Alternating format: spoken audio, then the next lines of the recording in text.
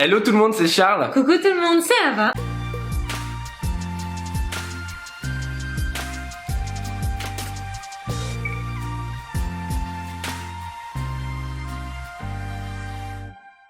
Bon, on espère qu'aujourd'hui vous allez comme d'habitude merveilleusement bien. Nous, on a une grosse pêche parce qu'il y a de ça quelques mois, on était au salon du chocolat et on a découvert un truc qui est devenu presque obsessionnel pour nous. Une bombe atomique. Il s'agit du feuilleté cacao de François Daubinet qui travaille pour la maison Fauchon à Paris et c'était juste exceptionnel. C'est une pâte à pain au lait feuilletée avec en base un petit sablé, cacao, fleur de sel, une ganache au chocolat et à la pâte de noisette. Et un caramel au chocolat. Autant vous dire que c'était juste un délice à déguster, qu'on attendait la recette avec impatience, qu'on l'a trouvée dans un magazine food pâtisserie. Ça a l'air comme ça un peu compliqué, pain au lait feuilleté, moi j'avais jamais entendu parler de ça. Ça va être super marrant à faire, vous allez voir, un petit peu de technique, des tours, un petit peu comme dans la pâte levée feuilletée, c'est le même type de pâte, du chocolat, de la gourmandise. On va vraiment se faire très plaisir sur cette recette. On lance directement la pâte pain au lait levée, feuilletée, gonflée, bombée, cuite. Délicieux.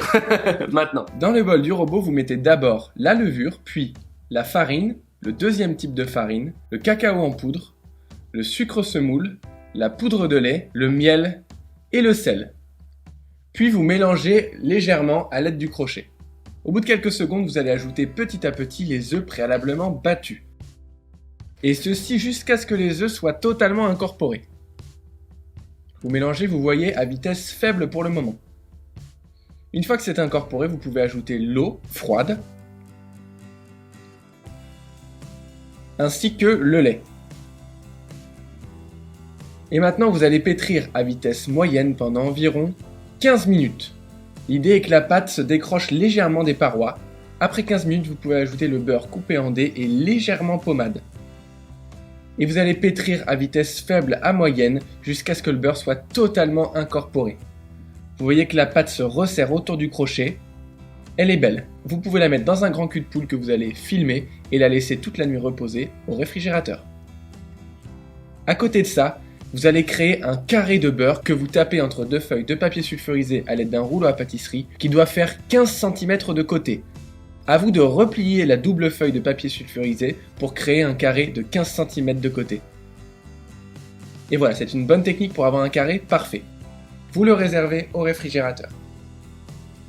Après une nuit de pouce, vous récupérez votre pâte que vous dégazez à l'aide d'un poing. Vous pouvez la récupérer et la placer elle aussi entre deux feuilles de papier sulfurisé. Cette fois-ci pour faire un rectangle de 30 cm de long par 15 cm de large. Voyez même 16 ou 17 cm de large pour pouvoir incorporer le beurre plus facilement.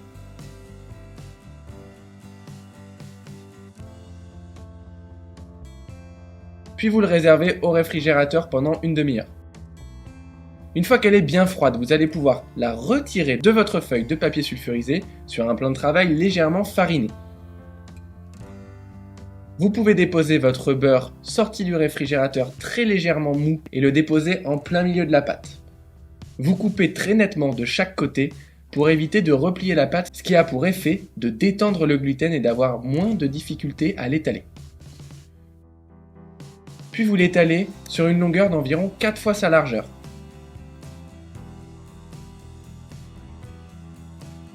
Vous faites un tour double en rabattant une toute petite partie d'une extrémité et une grande partie de l'autre. Vous enlevez l'excédent de farine à l'aide d'un pinceau, puis vous la repliez sur elle-même. Une fois que c'est fait, une grosse astuce est de couper chaque extrémité de la pâte avec un couteau très aiguisé. Ici on vient de la retourner. Ça détend une fois de plus le gluten et vous l'étalerez très facilement. Vous la laissez reposer pendant environ 15 minutes au réfrigérateur avant de la remettre sur un plan de travail bien fariné et de faire cette fois-ci un tour simple. Vous voyez qu'elle s'étale très facilement grâce aux entailles que l'on a fait sur le côté de la pâte. Cette fois-ci, vous rabattez le tiers supérieur sur le tiers moyen, puis le tiers inférieur sur le tiers moyen également, et vous la réservez 30 dernières minutes au réfrigérateur. On va pouvoir maintenant s'attaquer à la ganache au chocolat. Dans une casserole, vous faites chauffer le lait avec la crème liquide. Vous portez à léger frémissement et vous allez venir verser cette préparation sur le chocolat préalablement fondu, la pâte de noisette et la fleur de sel. Vous versez la première moitié et vous réalisez une émulsion en faisant des petits cercles au centre du cul de poule. Vous versez la deuxième moitié et votre ganache est prête. On va pouvoir la filmer au contact et la réserver minimum 3 heures au réfrigérateur. Et maintenant, on va faire ce petit sablé à la fleur de sel et au cacao. Vous allez voir une technique un petit peu atypique pour le cuire en tout cas, mais qui est super intéressante. Dans le bol de votre robot, vous mettez le beurre légèrement pommade que vous allez crémer en le mélangeant à vitesse moyenne. Une fois qu'il est bien crémeux, vous ajoutez le sucre glace, la farine et le cacao en poudre. Également, vous ajoutez la fleur de sel qui va donner tout son caractère et vous mélangez jusqu'à obtenir une crème. Voilà, la pâte est légèrement crémeuse. Vous allez pouvoir la mettre dans une poche sans douille et dans des demi-sphères de 6 cm de diamètre en silicone, vous pochez à environ un quart de la hauteur des moules. Vous enfournez pendant 18 minutes à 170 degrés. Puis vous les sortez immédiatement de la plaque pour stopper la cuisson et après une quinzaine de minutes, vos biscuits sont prêts. Vous les emporte-piécez avec un emporte-pièce de 3 cm de diamètre et voilà, c'est prêt. Il ne nous reste plus qu'à faire notre caramel au chocolat. On va pouvoir enfourner nos petits pains au lait feuilletés et normalement la magie de Noël va opérer. Vous graissez un cercle de 4,5 cm de haut et 6 cm de diamètre à l'aide d'un pinceau beurré. Puis sur votre plan de travail, vous pouvez étaler sur 6 mm d'épaisseur votre pain au lait feuilleté au cacao. Vous l'étalez sur minimum 40 cm de long, puisque vous allez devoir découper des bandes de 2,5 cm de large sur 40 cm de long.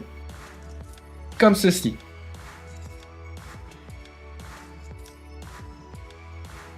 Et vous les roulez pour pouvoir les dérouler tranquillement autour de votre sablé fleur de sel. Et vous réalisez de l'extérieur vers l'intérieur une petite fleur en courbant la pâte. Regardez bien le geste, c'est pas très facile. Si votre pâte est difficile à manier, n'hésitez pas à la remettre un petit peu au congélateur. Vous laissez pousser pendant 2 heures à température ambiante avant de l'enfourner à 180 degrés pendant 20 minutes. Pour le caramel, vous mettez dans une casserole le glucose avec le sucre semoule et dans une autre casserole le reste du glucose avec la crème liquide et le lait. On fait chauffer le mélange crème et lait et dans l'autre casserole, on vient faire un joli caramel à couleur ambrée. Une fois que le caramel a la bonne coloration, on vient déglacer avec notre mélange crème, lait et glucose. On met une première moitié, on laisse bouillir pendant quelques secondes et on ajoute le reste de liquide. On mélange à ébullition jusqu'à atteindre 105 degrés.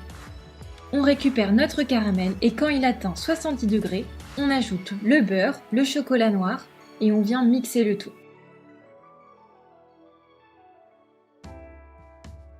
On ajoute ensuite la fleur de sel et la deuxième pesée de lait. Notre caramel onctueux est prêt. On peut le réserver au réfrigérateur. Une fois que notre pain au lait feuilleté est sorti de cuisson, on le sort de sa plaque pour la stopper. Et quand il est encore chaud, on le badigeonne avec notre sirop, bien chaud lui aussi. Les pesées sont dans la description, il suffit simplement de tout mettre à bouillir. Puis une fois cette fois-ci que la brioche est totalement froide, on la fourre avec notre ganache à la pâte de noisette et au chocolat. Puis on termine avec du caramel onctueux bien froid. On parsème ensuite du cacao en poudre à travers un tamis. Et c'est prêt.